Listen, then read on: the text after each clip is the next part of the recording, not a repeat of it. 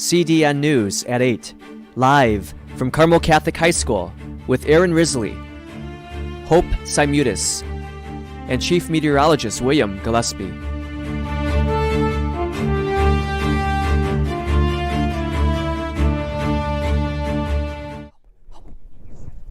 Good morning, I'm Aaron Risley. And I'm Hope Simutis. Thank you for joining us this morning. It's 8:03 and it's an A-Day.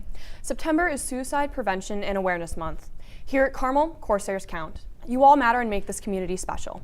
If you or someone you know is struggling, please see a trusted adult or call 988, the National Crisis Care Line. We'll be right back after this short break.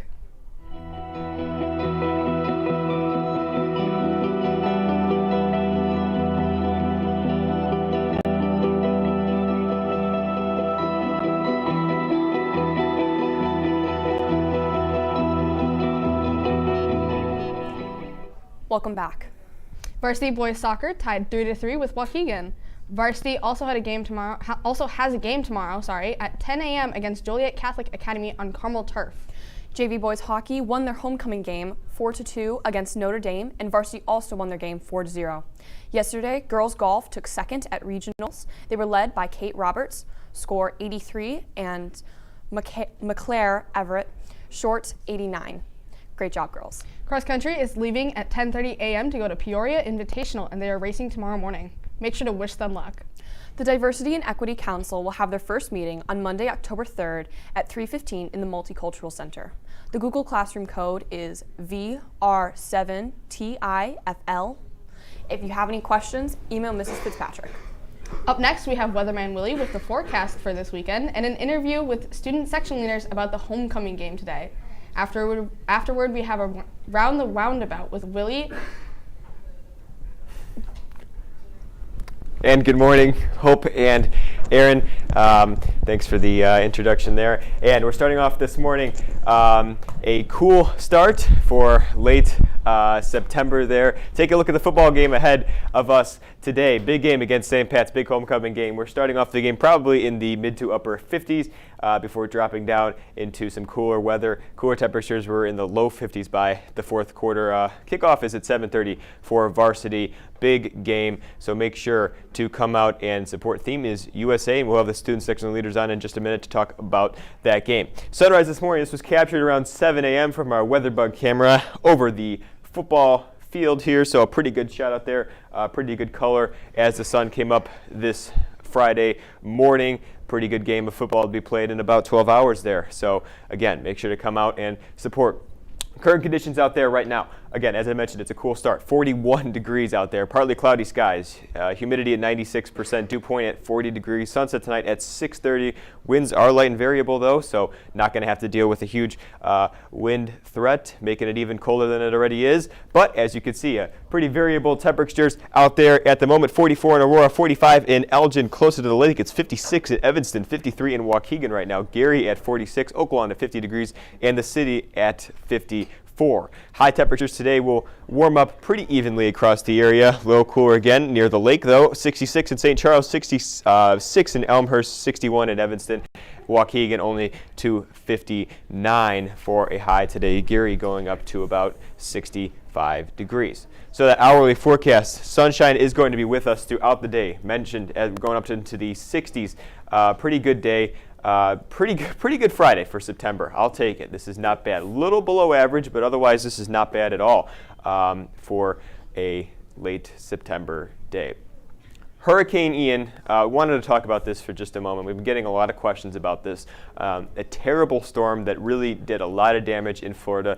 We saw the devastation. We're continuing to see the devastation that is being portrayed in the areas where that really made landfall. Was the worst hit area, obviously.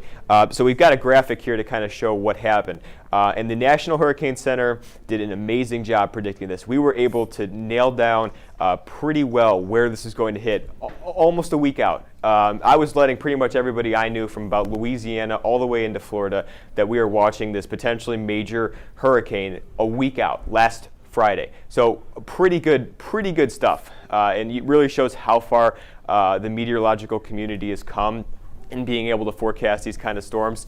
The landfall ended up just being a little bit south of where it was originally anticipated to be. We were thinking probably near Tampa, but it ended up being just south of Englewood in Florida. So that was an issue because the locations where that landfall actually occurred did not have as much warning to evacuate as Tampa did, because they were preparing for the storm surge there, and when that landfall was just a bit south, there may have been a little less preparedness, which is why we may have seen more people stay behind rather than evacuate.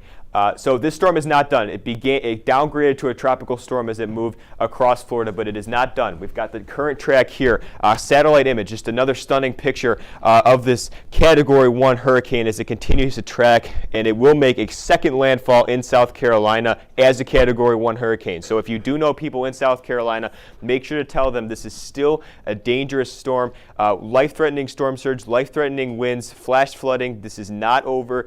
Just because it's not a Category 4 doesn't mean it's not dangerous. So make sure that you are prepared if you are in those areas, and if you know people that are in those areas, you're letting them know. 7-day forecast now. Pretty good weekend out there. No rain chances at all for your weekend. A beautiful fall weekend, really. 64 for a high tomorrow, 67 for a high Sunday. No rain chances, as I mentioned. We're going into next week. Still no rain chances out there. Plenty of sunshine.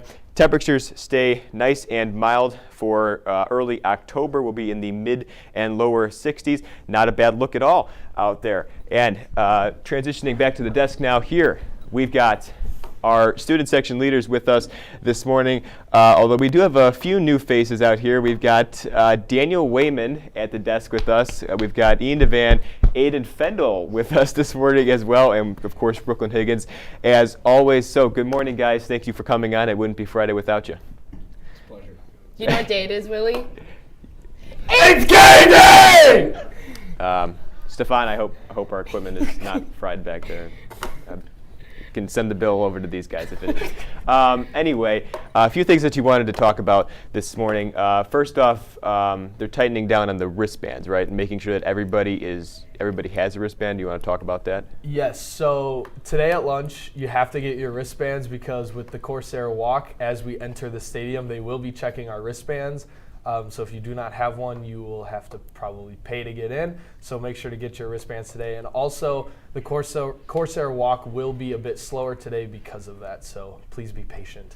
Yeah, you guys are making sure that we slow things down as students come in.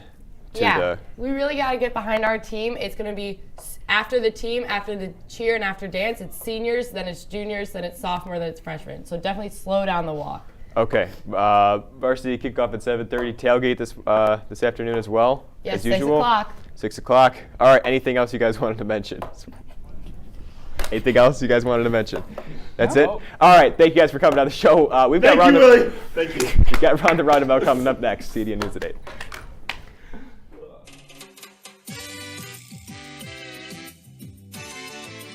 Hi, I'm Brooklyn Higgins. Welcome back to Round the Roundabout. We got Willie Gillespie behind in the camera.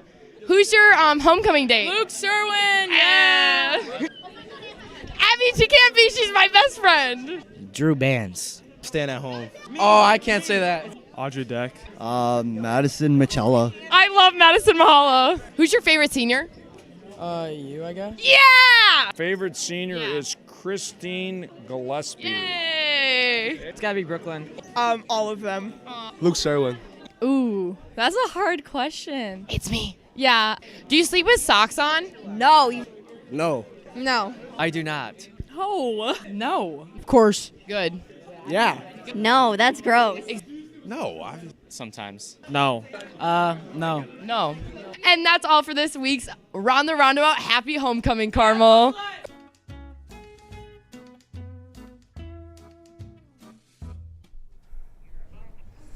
Welcome back. Wednesday, October 5th is a special schedule. All class periods will meet for a short 45 minutes, but advisory will not meet. Lunch waves are during period D. School begins in A period at 8 a.m. as usual and ends after G period at 3:10. As we head into the long weekend, this schedule allows all classes to meet for a final time before the holiday weekend. Classes resume on Tuesday, October 11th, which is an 8A. Finally, Miss Gilly has heard complaints that kids are dropping Jolly Rancher wrappers all over the place. classroom, hallways, and bathrooms. This delectable, generous service that Mrs. Gilly provides for the vast number of students that might find themselves near or around the counselor's office is a treasure to our school. Please remember that and be kind to Ms. Gilly, the staff, your classrooms, and your school. Keep it clean, Carmel. That's all we have for today. As always, I'm Erin Risley. And I'm Hope Samutis. Thank you for tuning in.